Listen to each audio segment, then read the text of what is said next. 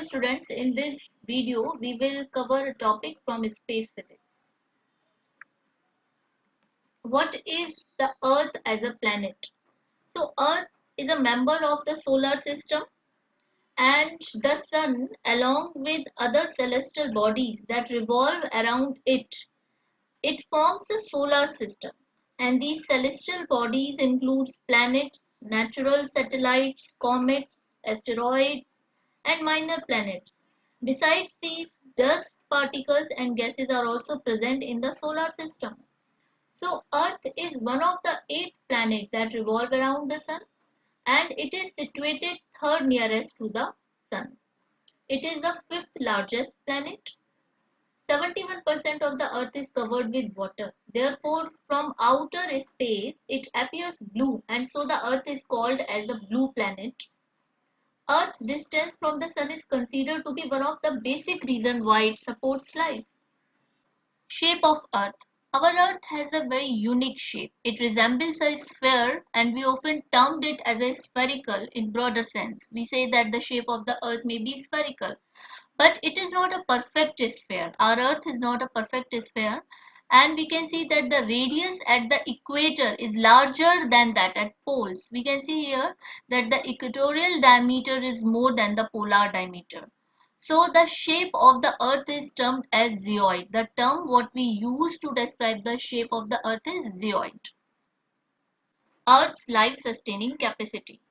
Earth is the only planet of our solar system that supports life. In other words, what we can say that the conditions that are necessary for the existence of life are found on the Earth. Favorable temperature, suitable atmosphere and presence of water. These are the 3 conditions serves as the basis of life on Earth. As Earth's location in the solar system is such that it is neither too close to the sun or not too far from it. So this gives Earth the right amount of the temperature for sustaining life. And the atmosphere or the blanket of Earth that surrounds Earth is composed of life supporting gases like nitrogen, oxygen, carbon dioxide, and ozone. So it not only supports life but also protects us from the harmful ultraviolet rays of the sun. And next, the presence of water. Water is present on Earth in all 3 forms, solid, liquid, and gas. And the presence of water enables it to support and sustain various life forms. Motions of the Earth. We should understand that we are on a moving Earth. And to us, the sun, which is fixed, appears to be moving. So the Earth has 2 types of motions, rotation and revolution. Now we will discuss in detail what is the rotational motion of Earth. So, have you ever seen a spinning top? If you have, then you must have noticed that when a top spins, it rotates on a central line that cannot be seen. This invisible or imaginary line is known as the axis. So, our Earth has an axis on which it rotates. So, the axis of Earth is an imaginary line that passes through the center of the Earth from the North Pole to the South Pole. The axis of Earth is not straight, but it is rather slightly tilted. The angle of its tilt is about 23.5 degrees. We can read at 23.5 degrees. Earth rotates on its axis from west to east. Here you can see that the direction of rotation of Earth is from west to east. And this movement of Earth is known as rotation. Earth takes 24 hours to complete one rotation.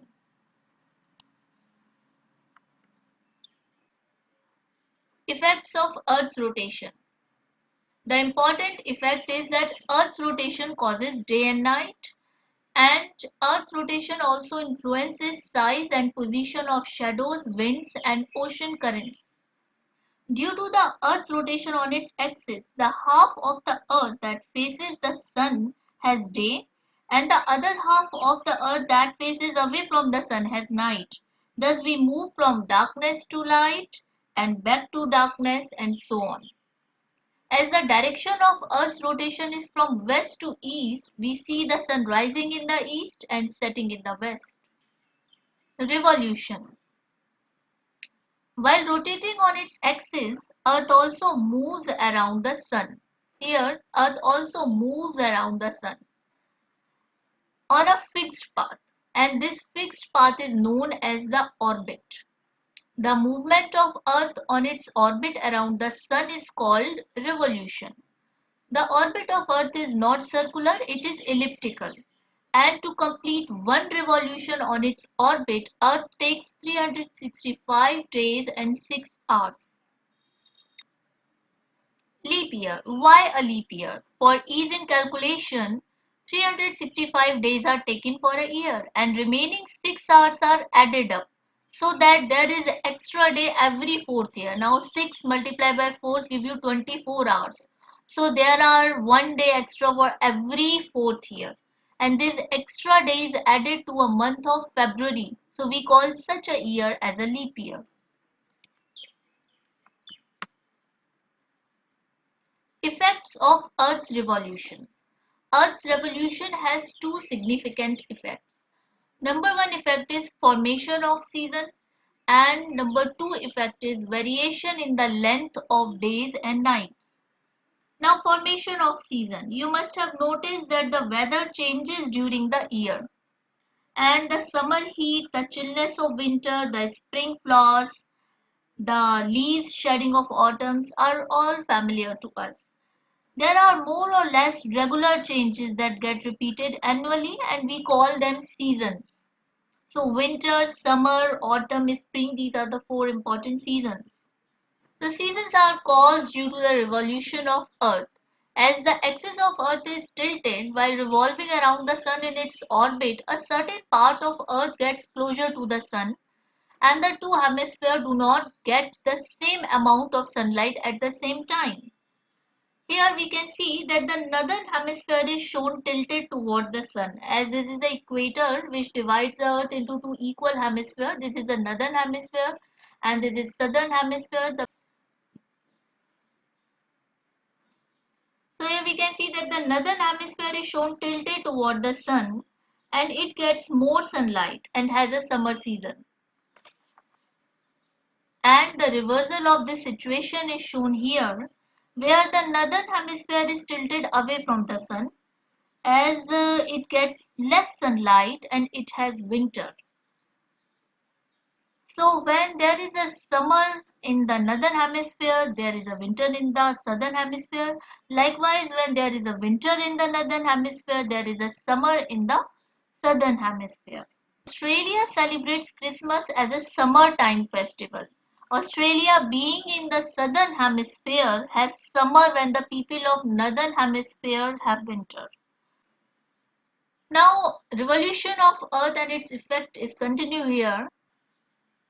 There are the time during Earth's revolution, this center bright yellow part represent the sun, let's say. So there are time during Earth's revolution when both the hemisphere are at equal distance from the sun, neither tilted toward the sun or nor away from it. So these are the time when we experience spring and autumn seasons. But on 21st June, the northern hemisphere is tilted toward the sun, and the sun shines directly on the Tropic of Cancer.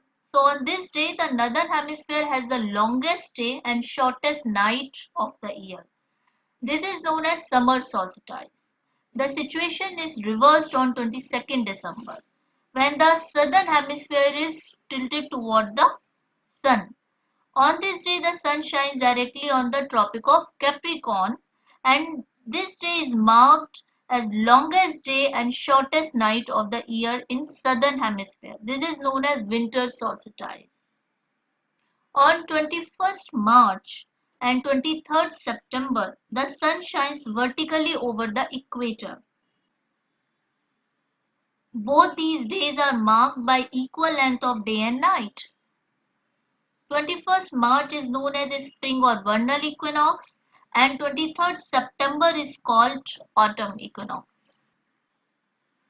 And one more thing to be discussed, that what if though the earth was not tilted? Then there would no longer be season as we know, and it would still be warm at the equator and cold at the pole throughout the year.